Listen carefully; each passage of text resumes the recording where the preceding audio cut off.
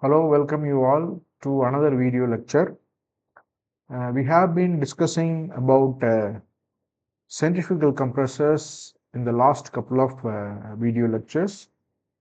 Particularly in the last lecture, we discussed about a term called slip and slip factor. I hope you understand what is slip, right? And today in this lecture, we are going to look at some of the mathematical expressions used to find the work input to a stage of a compressor. Okay, whether it is an axial flow compressor or a centrifugal compressor, these equations can be applied, right?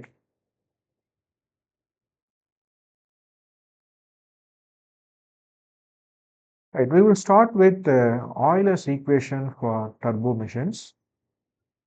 Right, so we start like this. First, what we do, we write down the expression for angular momentum of the flow at the inlet of the rotor per unit mass basis.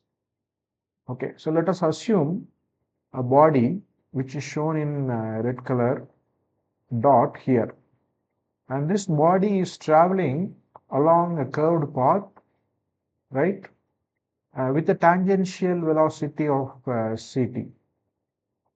From the center of the curved path, the body is at a radius of r. Okay, right. So the angular momentum of the body can be written as ct times r, that is the angular velocity times the radius, and this is with respect to unit mass basis. Okay, same expression we can use to write the angular momentum of the airflow at the inlet of the rotor per unit mass basis. At the inlet, we take the tangential velocity as ct1 and the radius as r1. This is the mean radius. Okay, so therefore the angular momentum can be written as ct1 times r1 at the inlet of the rotor. In the same way, the angular momentum of the flow at the exit of the rotor can be written as ct2 times r2. This is also per unit mass basis. Right. Based on Newton's second law, the rate of change of angular momentum is equal to torque. Okay, so that means torque is equal to the difference between the angular momentum at the exit and at the inlet. Here, due to the transfer of kinetic energy from the rotor to the air moving through the rotor blade passages, right? The tangential velocity at the exit will be greater than the tangential velocity at the inlet. So therefore, the exit angular momentum will be greater than the inlet angular momentum, right? So I have written in this sense to have a positive value. So therefore, I can write torque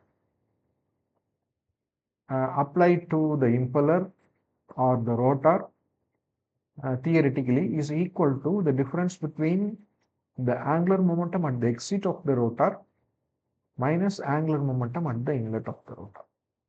Okay, right. Next, we write down the expression for the work input to a stage per unit mass basis, or we can call it as power input to a stage. We all know that the work input, the rate of work input or power is the product of torque and the angular velocity, right? Okay. So therefore, we multiply the angular velocity with the two terms ct2r2 and ct1r1. And after multiplying, we get terms r2 into omega, right? So here omega is the angular velocity, which can be written as 2 pi n, right? And when I multiply 2 pi n with r, we get pi dn. So 2 times R will become D. So we get R omega equal to 2 pi dn, which can be written as U. So therefore, when I multiply R and omega, I will get pi dn. That pi dn can be written as U. So therefore, this R2 into omega will become U2 and R1 into omega will become U1. So finally, we get the expression for the rate of work input W equal to Ct2 U2 minus Ct1 U1. Okay, so this is taken as equation 1, and this equation 1 is called as Euler's equation for turbo machines. Right. On the other hand, when I apply the steady flow energy equation for the rotor, the rate of work input per unit mass flow basis can be written as follows. Here I have written the steady flow energy equation for the rotor, right? And I assume the flow to be adiabatic and the potential energy terms are neglected. Therefore, I get H1 plus C1 squared by 2 at the inlet of the rotor. H1 is the enthalpy and C1 is the absolute velocity of the flow at the inlet. On the right hand side, I will get H2 plus C2 squared by 2 minus W. H2 is the enthalpy at the exit and C2 is the absolute velocity at the exit. And here I have given a minus sign for W, which indicates that work is given as input to the system. Okay, right.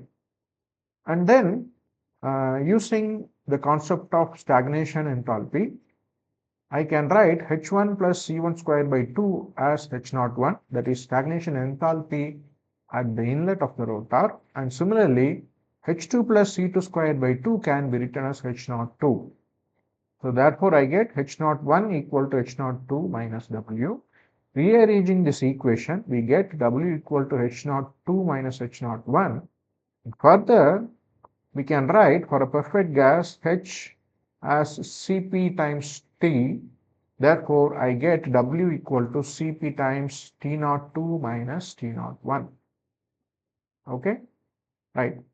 And then, if you consider the stator, which comes after rotor in a compressor, the flow through the stator is entirely adiabatic. That means there is no heat transfer. At the same time, no work is transferred to the stator or work is extracted from the stator.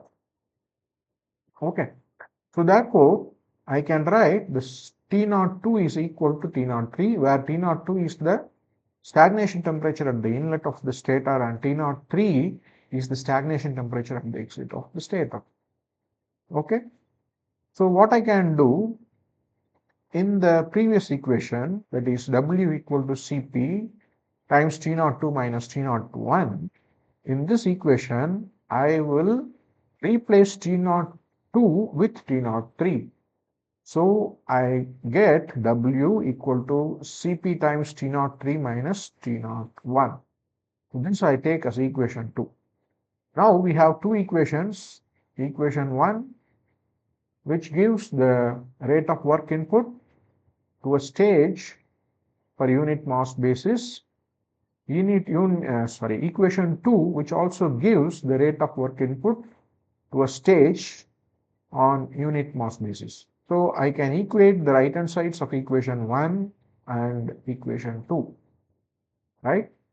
So I get Cp times T03 minus T01 equal to Ct2 U2 minus Ct1 U1, and which can be rearranged to get the stagnation temperature rise in a stage T03 minus T01 equal to 1 by Cp times Ct2 U2 minus Ct1 U1.